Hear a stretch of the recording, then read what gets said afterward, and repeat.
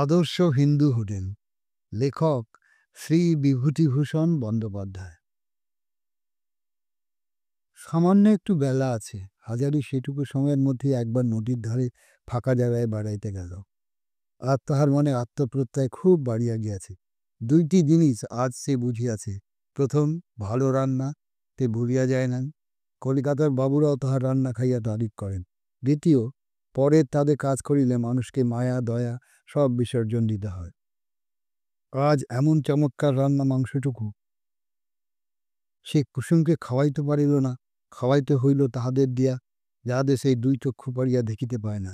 কুসুম যেদিন কাঁথাখানি দিয়াছিল, সেই দিন হইতেই হাজারির কেমন একটা অদ্ভুত ধরনের স্নেহ পড়িয়া গিয়াছে কুসুমের উপর। বয়সে তো সে মেয়ের সমান বটেই, কাজও করিয়াছে মেয়ের মতোই। আর যদি হাজারির হাতে পয়সা থাকিত, তবে সে বাপের স্নেহ কী করিয়া দেখাইতে হয় দেখাইয়া দিত। অন্য কিছু দেওয়া তো দূরের কথা, নিজের হাতে অমন রান্না মাংসটুকুই সে কুসুমকে দিতে পারিল না। ছেলেবেলাকার কথা হাজারির মনে হয়। তাহার মা গঙ্গাসাগর যাইবেন বলিয়া জোগাড়যন্ত্র করিতেছেন, পাড়ার অনেক বৃদ্ধা ও প্রৌঢ়া বিধবাদের সঙ্গে। হাজারি তখন 8 বছরের ছেলে। সেও ভীষণ বায়না ধরিল গঙ্গাসাগর সে না গিয়া ছাড়িবেই না। তাহাকে ঝুঁকি লইতে কেউই রাজি হইল না। সকলেই বলিল, তোমারও ছেলেকে কে দেখাশোনা করবে বাবু? অত ছোট ছেলে, আর সেখানে নানান ঝক্কি, তাহলে আর তোমার যাওয়া হয় না। হাজারির মা ছেলেকে ফেলিয়া গঙ্গাসাগর যাইতে পারিলেন না বলিয়া তারও যাওয়া হইল না। জীবনে আর কখনোই তার সাগর দেখা হয় নাই, কিন্তু হাজারির মনে মায়ের এই স্বার্থত্যাগের ঘটনাটুকু উজ্জ্বল অক্ষরে লেখা হইয়াছে। হাজারি ভাবিল, যাক, যদি কখনো সে নিজে হোটেল খুলিতে পারে, তবে এই রান্নাঘাটের বাজারেই বসেই পদ্মজিকে দেখাবো, তুই কোথায় আর আমি কোথায়। হাতে পয়সা থাকলে কালই না হোটেল খুলে দিতাম। কুসুমকে রোজ রোজ ভালো জিনিস খাওয়াবো, আমার নিজের হোটেল হলে। কতকগুলি বিষয় সে খুব ভালো শিখিয়াছে। সে বেশ বুঝিতে পারে বাজার করা হোটেলওয়ালার একটি অত্যন্ত দরকারি কাজ এবং খুব শক্ত কাজ। ভালো বাজার করার উপরে হোটেলের সাফল্য অনেকখানি নির্ভর করে, এবং ভালো বাজার করার মানেই হইতেছে সস্তায় ভালো জিনিস কেনা। ভালো জিনিসের বদলে সস্তা জিনিস, অথচ দেখিলে তাহাকে মোটেই খেদ বলিয়া মনে হইবে না, এমন দ্রব্য খুঁজিয়া বাহির করা চাই, যেমন বাটা মাছ। যেদিন বাজারে আকড়া, সেদিন 6 আনা সে রেল চালানি রাস মাছের পোনাকে নিয়ে তাহাকে বাটা বলিয়া চালাইতে হইবে। হঠাৎ ধরা পড়া বড় কঠিন, কোনোটা বাটার পোনা, কোনটা রাসের পোনা। পরদিন হাজারি চূর্ণির ঘাটে গিয়ে অনেকক্ষণ বসিয়া রহিল। তাহার মন কাল হইতে ভালো নাই। পদ্মধির নিকট ভালো ব্যবহার কখনো সে পায়নি, পাইবার প্রত্যাশাও সে করে না। কিন্তু তবুও কাল সামান্য একটু রাধা মাংস লইয়া পদ্মধি যে কাণ্ডটি করিল, তাহাতে সে মনে কষ্ট পাইয়াছে খুব বেশি। পরে চাকরি করিতে গেলে এমনই হয়। কুসুমকে একটুখানি মাংস দিতে না পারিয়া তাহার কষ্ট হইয়াছে খুব বেশি। অমন ভালো রান্না সে অনেক দিন করে নাই। অত আশার জিনিসটা কুসুমকে সে দিতে পারিল না। তার মনটা খুব দুঃখে ভরিয়া গেল। ভালো কাজ করিল, চাকরির উন্নতি তো দূরের কথা, ইহার সুখ্যাতি পর্যন্ত করিতে জানে না, বরঞ্চ পদে পদে হেনস্থা করে। একবার ইচ্ছা হয় যদুবাবুর হোটেলে কাজ লইতে যায়, কিন্তু এখানেও যে এরকম হইবে না তাহারই বা প্রমাণ নাই। সেখানেও পদ্ধতি জুটিতে বিলম্ব হইবে না কে বলিতে পারে। বেলা পড়িয়া আসিতেছে, আর বেশিক্ষণ বসিয়া থাকা যায় না। বহু পাপ না করিলে কেউ হোটেলের রাঁধুনিগিরি করিতে আসে না। এখনই গিয়া ডেচকি না চাপাইলে পদ্মজি এক ঝুড়ি কথা শুনাইয়া দিবে। এতক্ষণে উনুনে আঁচ দেওয়া হইয়া গেছে, কিন্তু ফিরিবার পথে সে কি মনে করিয়া কুসুমের বাড়ি গেল। কুসুম আসন পাতিয়া দিয়া বলিল, বাবা ঠাকুর, আসুন, বড় সৌভাগ্য, অসময়ে আপনার পায়ের ধুলো পড়ল। হাজারি বলিল, দেখ কুসুম, তোর সঙ্গে একটা পরামর্শ করতে এলাম। কুসুম সাগ্রহ দৃষ্টিতে মুখের দিকে চাহিয়া বলিল, কি বাবা ঠাকুর? আমার বয়স 46 হয়েছে বটে, কিন্তু আমার অত বয়স দেখায় না। কি বলিস কুসুম? আমার এখনো বেশ খাটবার ক্ষমতা আছে। তুই কি বলিস? হাজারির কথাবার্তার গতি কোন দিকে বুঝিতে না পারিয়া কুসুম কিছু বিস্ময়, কিছু কৌতুকের সুরে বলিল, তা বাবা ঠাকুর, তা তো বটেই। বয়স আপনার এমন আর কি, কেন বাবা ঠাকুর? কুসুমের মনে একটা কথা উঁকি মারিতে লাগিল। বাবা ঠাকুর আবার বিয়ে টিয়ে করবার কথা ভাবছেন নাকি? হাজারি বলে, আমার বড় ইচ্ছে আছে কুসুম, একটা হোটেল করব নিজের নামে। পয়সা যদি হাতে কোনো দিন জমাতে পারি, এ আমি নিশ্চয়ই করব, তুই জানি। পরের ঝাঁটা কে কাজ করতে আর ইচ্ছে করে না রে। আমি আজ 10 বছর হোটেলে কাজ করছি। বাজারে বাজার কি করে করতে হয় ভালো করে শিখে ফেলেছি। চক্রবর্তী মশাইয়ের চেয়েও আমি ভালো বাজার করতে পারি। মাখনপুরের হাট থেকে হাটরা যদি তরিতরকারি কিনে আনি তবে রানাঘাটের বাজারের সেই টাকায় 4 আনা 6 আনা সস্তা পড়বে। এ ধারা এই ধারা বড় কম কথা নয়। একটা হোটেলের ব্যাপার। বাজার করার মধ্যেই হোটেলের কাজের অর্ধেক লাভ। আমার খুব মনে জোর আছে কুসুম, টাকা পয়সা যদি কখনো হাতে পাই তবে হোটেল যা চালাবো বাজারে টেরা হোটেল হবে, তুই দেখে নিস। কুসুম হাজারি ঠাকুরের এ দীর্ঘ বক্তৃতা অবাক হইয়া শুনিতেছিল। সেই হাজারিকে বাবার মতো দেখে বলিয়ায় মেয়ের মতো বাবার প্রতি সর্বপ্রকার কাল্পনিক গুণ ও জ্ঞানের আরোপ করিয়া আসিতেছে। হোটেলের ব্যাপারে সে বিশেষ কিছু না বুঝুক, বাবা ঠাকুর যে বুদ্ধিমান তা সে হাজারির বক্তৃতা হইতে ধারণা করিয়া লইল। কিছুক্ষণ পরে সে কি ভাবিয়া বইল, আমাকে একজোড়া রুলি ছিল, এক গাছে বিক্রি করে দিয়েছি আমার ছোট ছেলের অসুখের সময়, 8 বছর। আর এক গাছা আছে, বিক্রি করলে 60-70 টাকা পাওয়া যাবে। আপনি নেবেন বাবা ঠাকুর? ওই টাকা নিয়ে হোটেল খোলা হবে আপনার। হাজারি হাসিয়া বইল, ধুর পাগলি, 60 টাকায় হোটেল খোলা যায় নাকি? কত টাকা হলে হোটেল খোলা যায়? অন্তত 200 টাকার কম নয়, তাতেও হবে না। আচ্ছা হিসেব করে দেখুন না বাবা ঠাকুর। হিসেব করে দেখব কি, হিসেব আমার মুখে মুখে। ধর গিয়ে 2টো বড় ডেচকি, ছোট ডেচকি 3টে, থালা বাসন 1 প্রস্থ, হাতা খুন্তি বেরি চামচ চায়ের বাসন, বাইরে গদির ঘরের একখানা তক্তপোষ বিছানা, তাকিয়া, বাক্স খেরো বাঁধানো খাতা 2খানা, বালতি লণ্ঠন চাকি বেলুন, এইসব নানান নটখটি জিনিস কিনতেই তো 200 টাকার উপরে বেরিয়ে যাবে। 5 দিনের বাজার খরচ হাতে করে নামতে হবে। চাকর ঠাকুরের 2 মাসের মাইনে হাতে রেখে দিতে হবে। যদি প্রথম 2 মাস কিছু না হয়, ঠাকুর চাকরের মাইনে আসবে কোত্থেকে? সেসব যাকগে, তাছাড়া তোর টাকা নেবই বা কেন? কুসুম ক্ষুব্ধ স্বরে বলিল, আমার যদি থাকতো তবে আপনি নিতেন না কেন? ব্রাহ্মণের সেবায় যদি লাগে ও টাকা, তবে ও টাকার ভাগ্যি বাবা ঠাকুর। সে ভাগ্যি থাকলে তো হবে। আমার অত টাকা যখন নেই, তখন আর সে কথা বলছি কি করে বলুন তো?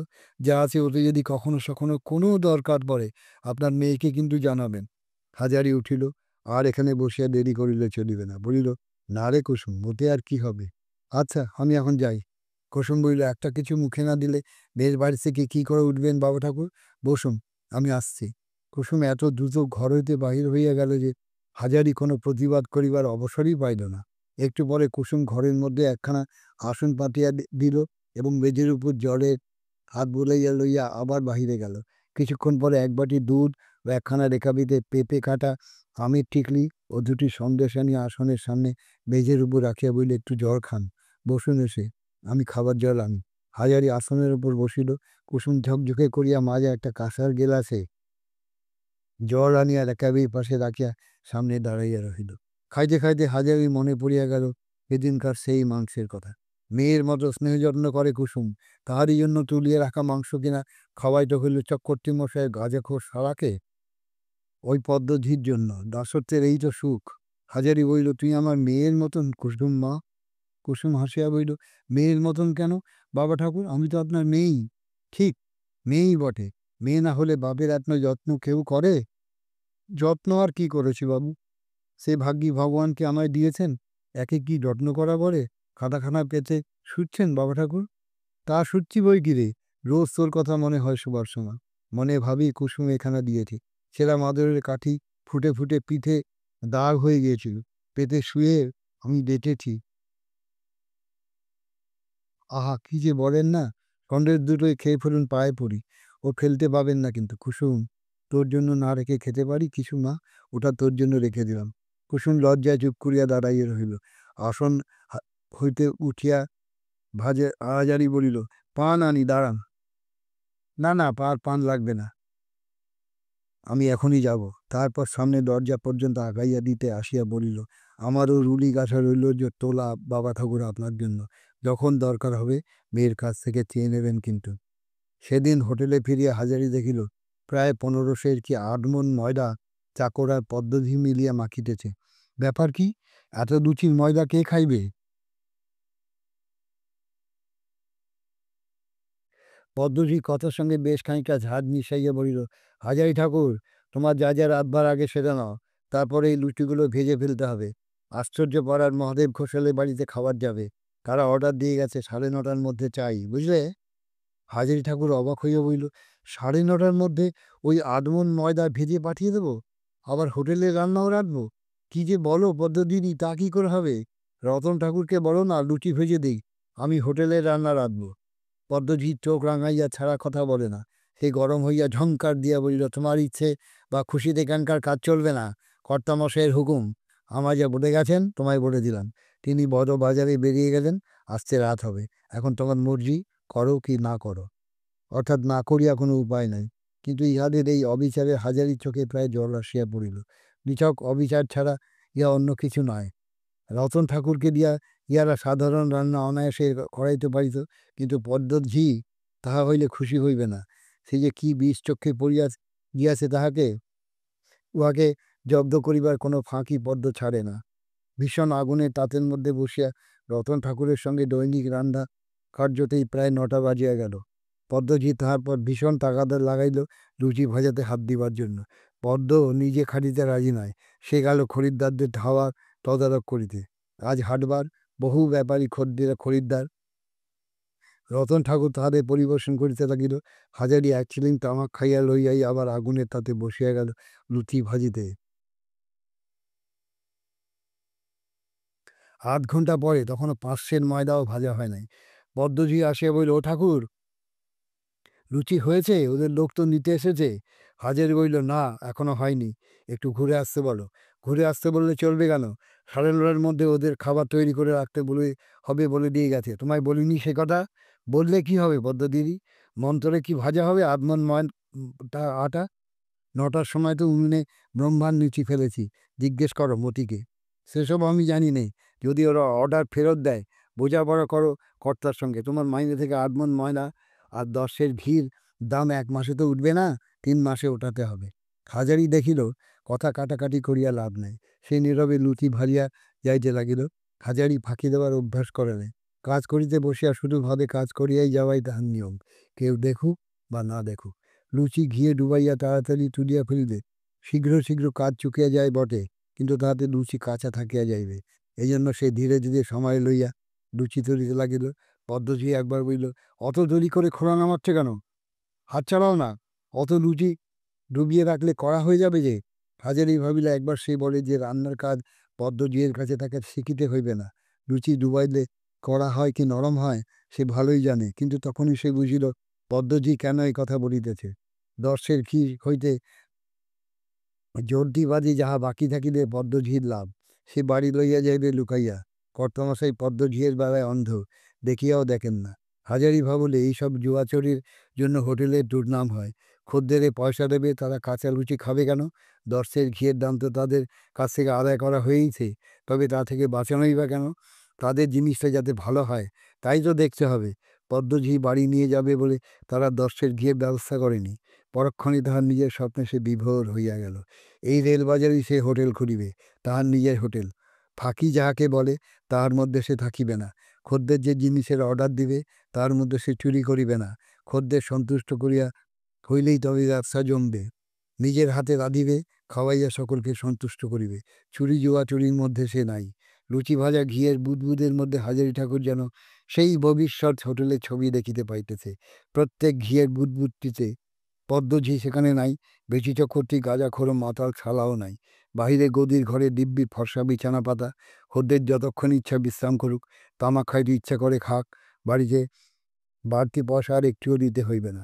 2টা করিয়া মাছ, সপ্তাহে 3 দিন মাংস বাঁধা খদ্দেরদের। এসব না করিয়া শুধু স্টেশনের প্ল্যাটফর্মে হি হি হিন্দু হোটেল হিন্দু হোটেল বলিয়া মতি চাকরের মতো চেঁচাইয়া গলা ফাটিলে কি খদ্দের আসিবে? পদ্মঝি আসিয়া বলিল, ও ঠাকুর, তোমার হলো? হাত চালিয়ে নিতে পারছো না? বাবুদের লোক যে বসে আছে। বলিয়াই ময়দার বারকোষের দিকে চাহিয়া দেখিল বেলা রুচি যতগুলি ছিল হাজারি প্রায় সবই খোলায় চাপাইয়া দিয়েছে। খান 15-20 বেশি বারকোষে নাই। মতি চাকর পদ্মজিকে আসিতে দেখিয়া তাড়াতাড়ি হাত চালাইতে লাগিল। পদ্মজি বলিল, তোমার হাত চলছে না, না? এখনো 10 সের ময়দার তাল ডাঙায় ওই রকম করে লুচি বেললে কখন কি হবে? হাজারি বলিল, পদ্মদিদি, রাত 11টা বাজবে ওই লুচি বেলতে আর এক ভাতে ভাজতে। তুমি বেলবার লোক দাও। পদ্মঝি মুখ নাড়িয়া বলিল, আমি ভাড়া করে আনি বেলবার লোক? ও আমার বাবু রে, ভাজতে হয় ভাজো, না হয় না ভাজোগে। ফেরত গেলে তখন কর্তামশাই তোমার সঙ্গে বোঝাপড়া করবেন এখন। পদ্মঝি চলিয়া গেল। মতি চাকর বলিল, ঠাকুর তুমি লুচি ভেজে উঠতে পারবে কি করে? লুচি পড়াবে না? এত ময়দার তাল আমি বেঁধবো কখন বলো?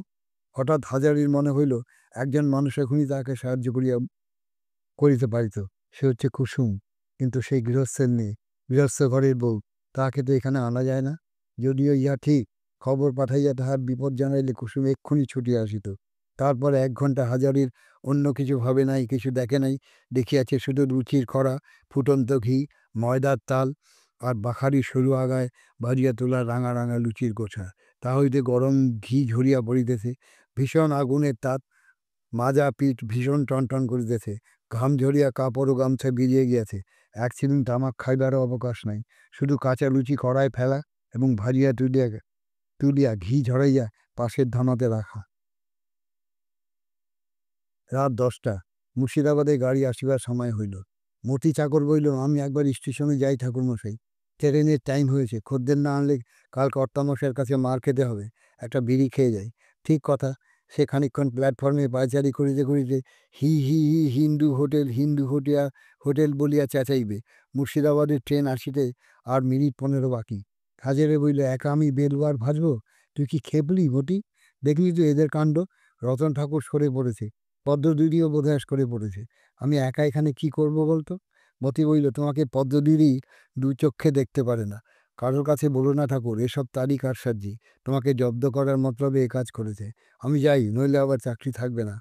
মতি চলিয়া গেল। অন্তত 5 সের ময়দার তাল এখনো বাকি। লেটি পাকানো সেও প্রায় 1.5 সের। হাজারি শুনিয়া দেখিল ষোড়গণ্ডা লেচি।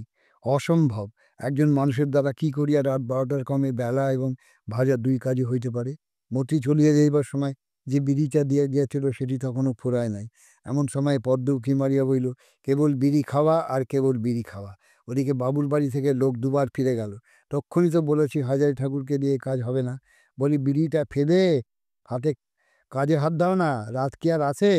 হাজারি ঠাকুর সত্যিই কিছু অপ্রতিভ হইয়া বিড়ি ফেলিয়া দিল। বদ্ধধিয়ের সামনে সেই কথা বলিতে পারিল না যে লুচি বেলিবার লোক নাই। আবার সে লুচি ভাজিটা আরম্ভ করিয়া দিল একাই। রাত 11টার বেশি দেরি নাই। হাজারির এখনো মনে হইল যে সে আর বসিতে পারিতেছে না। কেবলই এই সময়টা মনে আসিতেছিল 2টি মুখ। একটি মুখ তাহার নিজের মেয়ে টেপির, বছর 12 বয়স, বাড়িতেই আছে। আর প্রায় 5-6-7 মাস তার সঙ্গে দেখা নাই। আর একটি মুখ কুসুমের। ওবেলা কুসুমের সেই যত্ন করিয়া বসাইয়া জল খাওয়ানো, তার সেই হাসি মুখ। টেপির মুখ আর কুসুমের মুখ যেন এক হইয়া গিয়াছে। লুচি ও ঘিয়ের বুদবুদে সে তখনও যেন একখানা মুখই দেখিতে পাইতেছে। টেপি ও কুসুম দুইয়ে মিলিয়া এক হইয়া গিয়াছে। আজ যদি ওরা এখানে থাকিত! কুসুম বসিয়া হাসি মুখে লুচি বেলিতেছে, এদিকে টেপি। ঠাকুর! স্বয়ং কর্তামশাই, বেশি চক্রবর্তী। পিছনে পদ্মঝি। পদ্মঝি বলিল, ও গাঁজাখোর ঠাকুরকে দিয়ে হবে না। আপনাকে তখনই বলিনি বাবু? ও গাঁজা খেয়ে বুধ হয়ে আছে, দেখছো না? কাজ এগুবে কোত্থেকে? হাজারি ততস্থ হইয়া আদো তাড়াতাড়ি লুচি খোলা হইতে তুলিতে লাগিল। বাবুদের লোক আসিয়া বসিয়াছিল। পদ্মঝি যে লুচি ভাজা হইয়াছিল তাহাদের ওজন করিয়া দিল কর্তাবাবুর সামনে। 5 সের ময়দার লুচি বাকি থাকিল, তাহারা লইল না। এত রাতে লইয়া গিয়া কোনো কাজ হইবে না। বেশি চক্রবর্তী হাজারিকে বলিলেন, ওই ঘি আর ময়দার দাম তোমার মাইনে থেকে কাটা যাবে। কাজ এখন মানুষকে দিয়ে কি কাজ হয়? হাজারি বলিল, আপনার হোটেলে সব উল্টো বন্দোবস্ত বাবু। কেউ তো বেলা বেঁধে দিতে আসেনি, এক মুঠি চাকর ছাড়া। সেও গাড়ির টাইনে স্টেশনে খদ্দের আনতে গেল। আমি কি করব বলুন তো? বেশি চক্রবর্তী বললেন, সেসব শুনছি না ঠাকুর, ওর দাম তুমি দেবে। খদ্দের অর্ডার ফেরত দিলে সে মাল আমি নিজের ঘর থেকে লোকসান দিতে পারবো না। আর মাখা নেচি কাটা ময়দা? হাজারি ভাবিল, বেশ, তাকে যদি এদের দামই দিতে হয়, লুচি ভাজিয়া সে নিজে লইবে। রাত 11:30 পর্যন্ত খাটিয়া ও মুঠি চাকরকে কিছু অংশ দিবার জন্য লোভ দেখাইয়া তাহাকে লুচি বেলাইয়া সব ময়দা ভাজিয়া তুলিল। মোটি তাহার অংশ লইয়া চলিয়া গেল। এখনও 3-4 ঝুড়ি লুচি মজুদ। পদ্মঝি উকি মারিয়া বইল, লুচি ভাজ্য এখনো বসে? আমাকে খান কতক দাও দেখি। বলিয়া নিজেই একখানা গামছা পাতিয়া নিজের হাতে খান 25টি গরম লুচি তুলিয়া লইল। হাজারি মুখ ফুটিয়া বারণ করিতে পারিল না, সাহসে কুলাইল না।